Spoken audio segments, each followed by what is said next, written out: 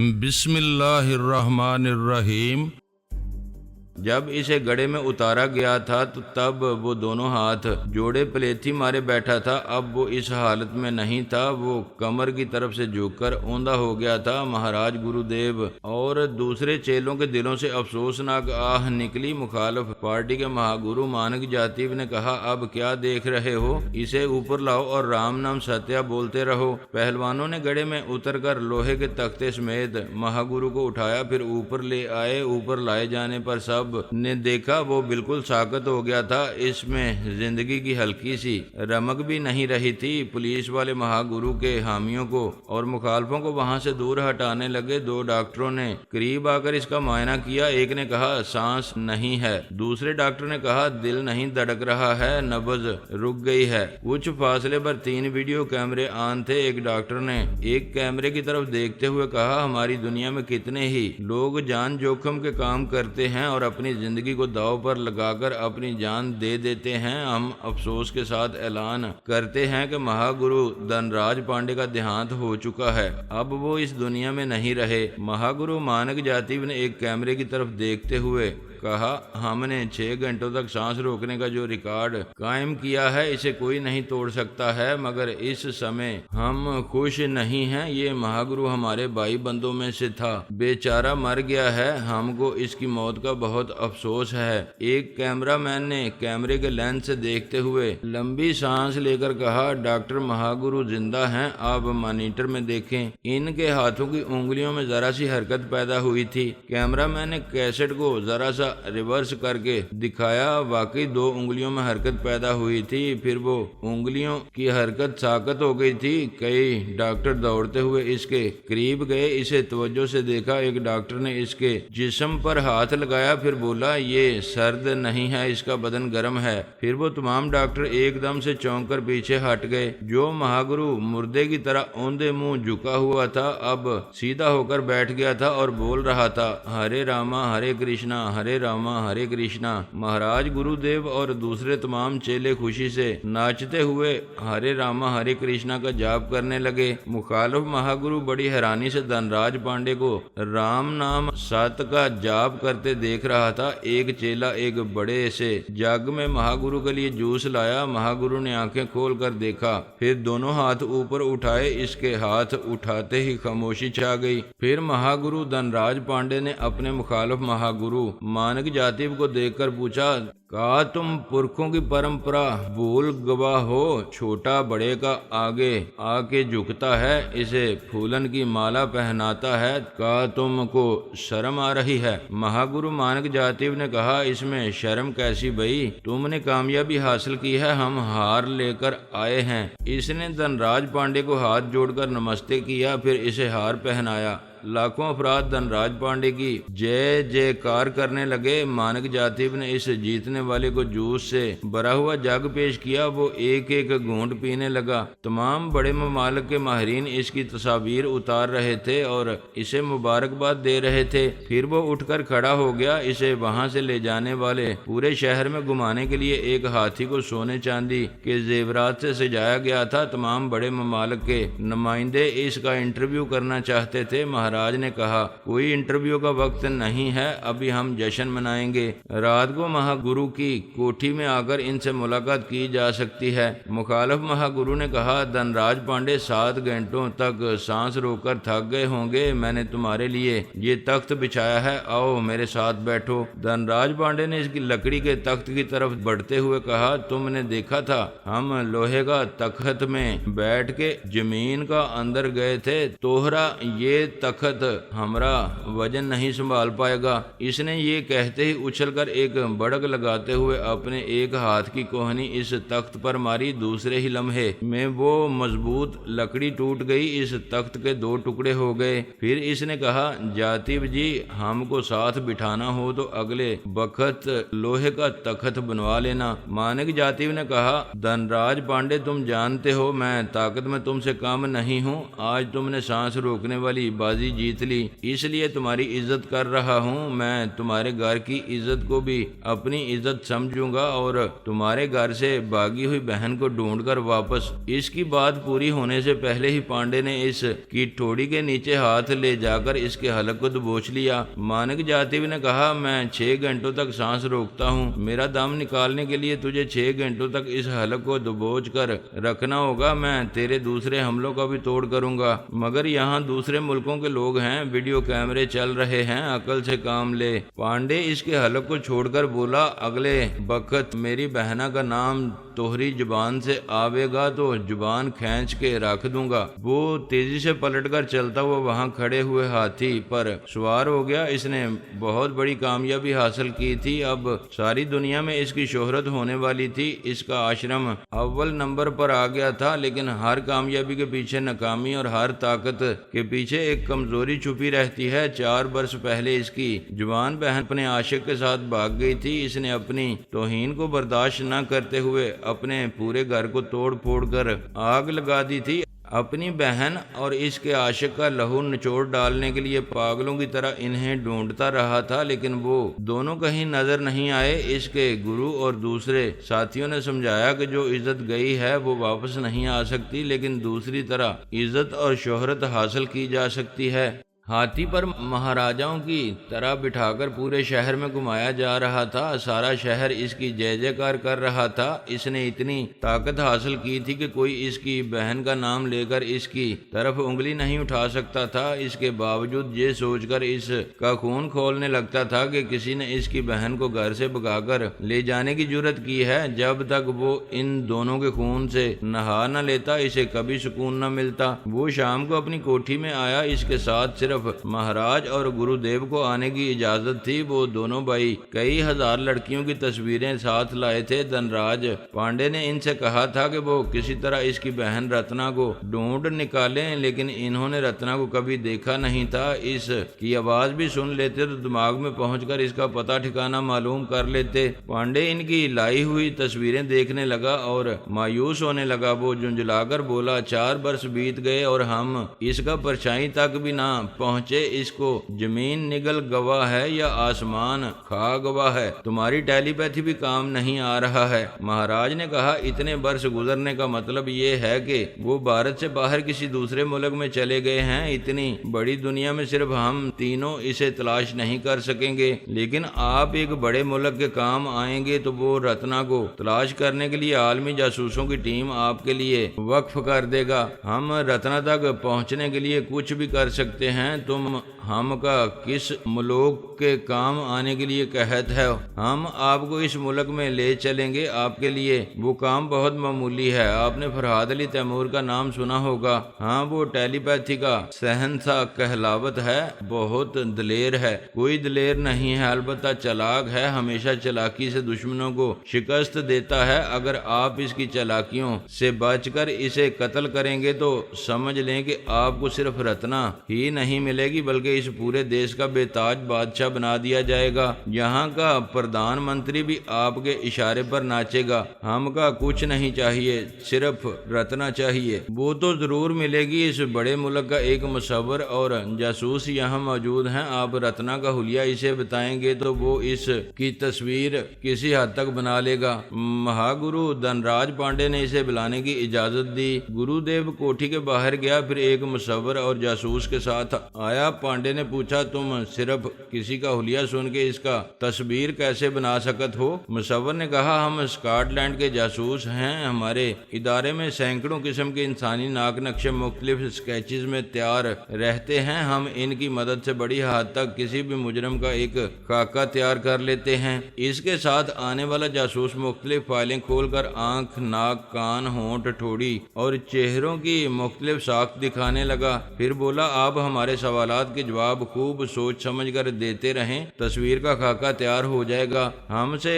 का सवाल करोगे? जल्दी करो। मुसव्वर ने पूछा, रत्ना का चेहरा गोल था, बेजवी था, चकोर था या लंबूतरा? ये बेजवी चेहरा का होवत है। महाराज ने समझाया, मुर्गी के अंडे जैसा होता है, ना गोल ना लंबूतरा होता है। वो नागवारी से बोला, ना मिर्गी होवत ना अंडा होवत। ये सुसरी हमरी माँ ने अंडा काहे दिया दिया, ना देती तो वो घर से ना भागती। महाराज ने हाथ जोड़कर कहा, महागुरु आप इनके सवाल का जवाब दें। वो जवाब देने लगा और बहस भी करने लगा। बड़ी देर तक दर्द सरी के बाद रत्ना के चेहरे का एक खाका तैयार हुआ। महागुरु धनराज पांडे ने इस खाके को हैरानी से देखकर कहा, ई तो कमाल हो गवा, सुसरी हमारी बहना एक दम ऐसी है। जासूस ने कहा, अगर इसकी सूरत बिल्कुल ऐसी ही है तो हम 1 माह के अंदर इसे आपके सामने पेश कर देंगे, लेकिन आप 2-4 दिनों में हमारा काम कर दें। फरहाद अली तैमूर आजकल अफगानिस्तान में है। एक कबीले के सरदार की बेटी समरीना के जरिए इसे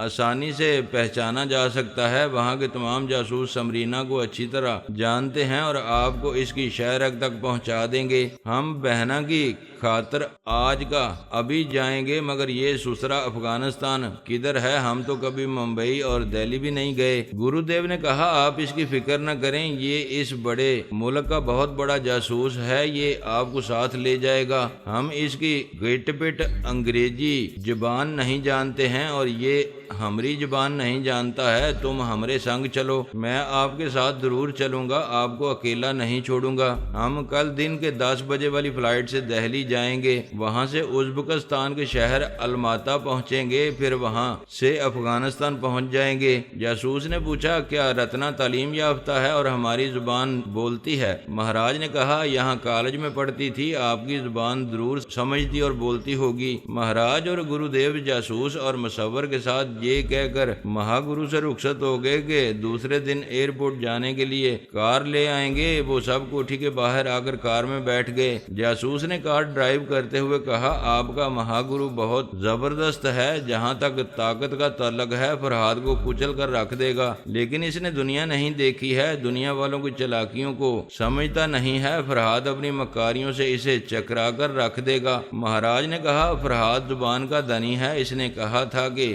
आधे घंटे के अंदर मेरा बेटा मिल जाएगा और मैंने कहा था कि इसके खिलाफ कभी बड़ी ताकत के काम नहीं आऊंगा। मुझे मेरा बेटा मिल गया है, मैं इसके मामले से दूर रहूंगा। मेरा ये छोटा भाई गुरुदेव आप लोगों के साथ रहेगा और महागुरु धनराज पांडे को आप लोगों की जुबान समझाता रहेगा। गुरुदेव ने कहा, हम सब मिलकर महागुरु को फरहाद की चालाकियों और मकारियों के किस्से सुनाते और समझाते रहेंगे। अफगानिस्तान पहुंचने तक इतनी अकल जरूर सिखा देंगे कि वो फरहाद की बातों की हेरा फेरी में नहीं आएगा। जासूस ने कहा, हमारे लिए ये बात इत्मीनान बख्श है कि फरहाद महागुरु के दिमाग में कभी नहीं पहुंच सकेगा। गुरुदेव ने कहा, हम इसके वफादार चेले हैं, वो हमें भी अपने अंदर नहीं आने देता है। हम दूर रहते हैं तो फोन के जरिए बातें करता है। वो कहता है कि पराई सोच की लहरों को महसूस करते ही बेचैनी महसूस होने लगता है, इसलिए वो फरहाद को भी दिमाग में नहीं आने देगा। महाराज ने कहा, वो इतना ताकतवर है कि जख्मी या बीमार होने के बावजूद पराई सोच की लहरों को नहीं आने देता। इन हालात में भी वो 1-8 घंटे तक सांस रोक सकता है। जासूस ने कहा, महागुरु बहुत काम का बंदा है, इसे ट्रेनिंग देना होगी। जासूस और मुसव्वर एक बंगले के सामने उतर गए। महाराज और गुरुदेव अपनी रिहायशगाह की तरफ जाने लगे। इनकी रिहायश रेलवे स्टेशन के करीब थी। महाराज ट्रेन के जरिए कटक शहर जा रहा था। इसने बेटे की रिहायशगाह बदल दी थी, इसे कटक में एक बंगला खरीद कर दिया था और ताकीद की थी कि फिलहाल किसी लड़की से दोस्ती नहीं करेगा। पीने की ख्वाहिश होगी तो अपने बेडरूम के अंदर बैठकर पिएगा और इस दौरान में बाहर नहीं जाएगा। बेटा बहुत दिनों तक गुम रहने के बाद मिला था, इसलिए वो बेटे के साथ कुछ दिन गुजारने के लिए कटक जा रहा था। इसने मुझसे वादा किया था कि मैं इसके बेटे को वापस कर दूंगा तो वो मेरे खिलाफ दुश्मनों के काम नहीं आएगा, लेकिन वो पसे पर्दा रहकर महागुरु धनराज पांडे जैसे जबरदस्त ताकतवर को मेरी हलाकत के लिए अफगानिस्तान भेज रहा था। अभी मैं इसकी कमीनगी से बेखबर था। हम इंसान इतनी आगाही नहीं रखते कि हमारे पीछे हमारी गफलत में हमारे खिलाफ कैसी साजिशें हो रही हैं, ये आने वाला वक्त ही बताता है। गुरुदेव अपने बड़े भाई महाराज को ट्रेन में सवार कराने के बाद रेलवे स्टेशन से बाहर आया। इसने दूर से देखा, इसकी कार के करीब एक औरत खड़ी हुई थी। वो तेजी से चलता हुआ करीब आया तो ठिठक गया। एक तो वो जवान दोशीज़ा थी, फिर ये कि वो रत्ना थी या रत्ना की हम शक्ल थी। वो इतनी हसीन और पुरकशिश थी कि हवसप्रस्त गुरुदेव के दिल की धड़कनें तेज कर रही थी। अकल समझा रही थी कि होश में रहो, वो महागुरु धनराज पांडे की बहन होगी तो तो महागुरु अपनी बहन के साथ इसका भी कीमा बना डालेगा। दोशीजा ने इसे देखकर कहा, मैं अपने रिश्तेदारों का इंतजार कर रही हूँ, मेरा मतलब है इनसे बिछड़ गई हूँ, पता नहीं वो कहाँ हैं, वो भी मुझे तलाश कर रहे होंगे। गुरुदेव ने कहा, तुम परेशान हो, फिक्र न करो, मेरे पास कार है, मैं तुम्हारे अजीजों को तलाश करूंगा। क्या तुम्हारा नाम रत्ना है? ओह नो, मेरा नाम सारा जोसेफ है, मैं लंदन से सियाहत के लिए आई हूँ। गुरुदेव ने कहा, मेरा भी यही ख्याल था, तुम ईसाई होगी। इसने ऐसा कहते हुए इसके दिमाग में पहुंचने की कोशिश की। वो दोनों हाथों से सर थाम कर कराहते हुए बोली, ओह गॉड, फिर वैसा ही दर्द हो रहा है, पता नहीं मुझे क्या हो जाता है। वो इसके चोर ख्यालात पढ़ रहा था और यही मालूम हो रहा था कि वो एक ईसाई दोशीजा है, इसका नाम सारा जोसेफ है और वो अपने अजीजों से बिछड़ गई है। इसने कहा, मेरे साथ कार में चलो, हम इन्हें तलाश करेंगे। आपका शुक्रिया, आप बहुत मेहरबान हैं, मैं थोड़ी देर यहाँ और इंतजार करूंगी, आपका वक्त ज़ाया होगा, मैं मसरूफ नहीं हूँ, तुम्हारी खातिर यहाँ ठहर सकता हूँ। वो शुक्रिया अदा करके दूर दूर तक देखने लगी। अली टैक्सी स्टैंड की तरफ गया था, इन्हें कहीं जाने के लिए टैक्सी नहीं मिल रही थी। जब टैक्सी मिली तो वो इसमें बैठकर स्टेशन की तरफ आने लगा। इसने दूर से फहमी को देखा, वो किसी शख्स के साथ कार के पास खड़ी हुई थी। इसने एक हाथ से सर को थाम रखा था, ये एक इशारा था कि दिमागी राब्ता किया जाए। अली ने टैक्सी ड्राइवर से कहा, जरा यहाँ रोको, मुझे एक साथी का इंतजार है। टैक्सी सड़क के किनारे रुक गई। अली ने मोबाइल फोन के पारस से राब्ता किया। पारस ने पूछा, कहाँ हो, क्या कर रहे हो? अली ने कहा, हमारे बारे में अभी मालूम हो जाएगा, अभी सानी से कहो फौरन फहमी के दिमाग में पहुंचे, इसे सानी की जरूरत है। अली ने राब्ता खत्म कर दिया। फहमी सोच रही थी कि कार वाला अजनबी इसे रत्ना समझ रहा था। क्या इसने जिस औरत का मेकअप किया है इसका नाम रत्ना था? वो औरत मुंबई में नजर आई थी। अली ने इसकी तस्वीर उतारी थी और फहमी से कहा था, इसके मेकअप और गेटअप में रहो, ये कुछ सहमी हुई सी लगती है, अपने शौहर और बच्चे के साथ जा चुकी है, अफसोस हम इसके ख्यालात नहीं पढ़ सकते, हो सकता है आइंदा इसके बारे में कुछ मालूम हो सके। फहमी अपनी जगह खड़ी सोच रही थी और गुरुदेव ख्याल खुआनी के जरिए अपने बड़े भाई महाराज से कह रहा था, एक बहुत ही हसीन और पुरकशिश लड़की मेरे हाथ आ रही है। आपको सुनकर ताज्जुब होगा कि वो रत्ना की हम शक्ल है, लेकिन मैंने इसके चोर ख्यालात पढ़े हैं। इसका नाम सारा जोसेफ है, वो अपने अजीजों से बिछड़ गई है। मैं इसके अजीजों को तलाश करने के बहाने अपने बंगले में ले जाऊंगा। महाराज ने कहा, फिर तो तुम्हारी आज की रात रंगीन हो गई। फिर भी ये मशवरा देता हूँ, सारा जोसेफ के ख्यालात अच्छी तरह पढ़ लो, हो सकता है किसी ने इसका ब्रेन वॉश किया हो। बाद में पता चला कि वो हमारे महागुरु की बहन रत्ना है तो हमारी शामत आ जाएगी।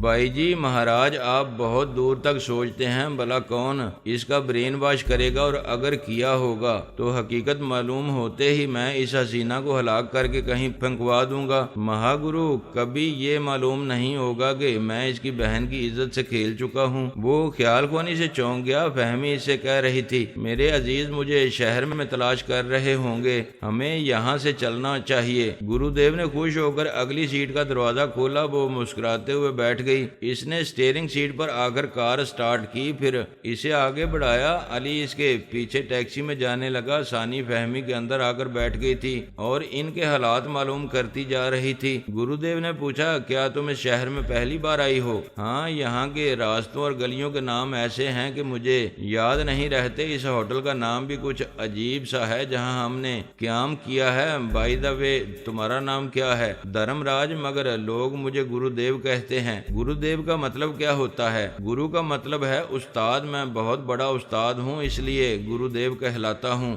अच्छा, तो तुम बच्चों को पढ़ाने वाले उस्ताद हो? वो हंसते हुए बोला, मैं स्कूल मास्टर नहीं हूँ, बहुत बड़ा ज्ञानी हूँ। मैं इंसानों के दिलों के अंदर की बात मालूम कर लेता हूँ। वो बड़ी हैरानी जाहिर करते हुए बोली, ये कैसे मुमकिन है? कोई भी किसी के अंदर की बात कैसे मालूम कर सकता है? तुम अभी कुछ भी सोचो, मैं बता दूंगा कि क्या सोच रही हो। वो जरा देर खामोश रही। गुरुदेव ने कहा, तुम तो 1 2 3 4 गिनती पढ़ रही हो, मेरे बारे में कुछ सोचो। वो फिर हैरानी जाहिर करते हुए बोली, मैं वाकई गिनती पढ़ रही थी, अब फिर सोचती हूँ।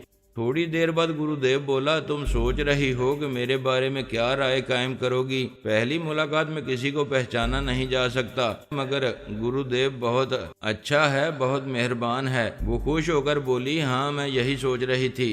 कार एक बंगले के सामने रुक गई। वो बोली, ये कौन सी जगह है? ये मेरा बंगला है, आओ कुछ खाने पीने के बाद तुम्हारे अजीजों के पास पहुंचा दूंगा। वो इसके साथ उतरकर बंगले के अंदर आई। बाहर एक मसाला गार्ड खड़ा हुआ था। फहमी ने कहा, हम ड्राइंग रूम में हैं, अब तुम कहो गे तुम्हारे साथ बेडरूम में चलूं? वो मुस्कुराकर बोला, तुम काफी समझदार हो। वो मुस्कुराकर बोली, अब मेरे दिल की बात पढ़कर बताओ, मैं तुम्हारे बारे में क्या सोच रही हूँ। फिर वो दिल में बोली, कुत्ते के बच्चे, आज तक मेरे शौहर के सिवा किसी ने मुझे हाथ नहीं लगाया। तूने माँ का दूध पिया है तो आ और मुझे हाथ लगा। वो गुस्से से बोला, तू मुझे कुत्ते का बच्चा कह रही है? वो इसे पकड़ने के लिए आगे बढ़ा। फहमी ने घूमकर इसके मुंह पर एक किक मारी। वो लड़खड़ाकर पीछे हटा। ये सोच भी नहीं सकता था कि एक ब्लॉक की फाइटर से पाला पड़ा है। वो फिर आगे बढ़ा। फहमी ने फजा में उछलकर किक मारी। वो पीछे जाकर दीवार से टकरा गया। इसे जवाबी हमला करने का मौका नहीं मिल रहा था। वो कड़कती हुई बिजली की तरह यके बाद दीगरे हमले कर रही थी। कभी गूंसे और कभी कराटे के हाथ रसीद कर रही थी। इसके चेहरे की खाल जगह जगह से फट गई थी।